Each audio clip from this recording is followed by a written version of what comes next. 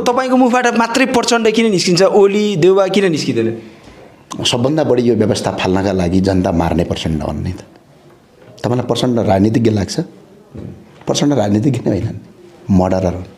जसले एक अर्कालाई आरोप लगाउँछ यतिखेर त्यो मान्छे प्रचण्डको हो भनेर ठहर्नुपर्छ। अब हामीले कसैको छक छक छक छक छक गएर जसले घाँटी काटे तिनीहरूलाई गएर सोध्नु न।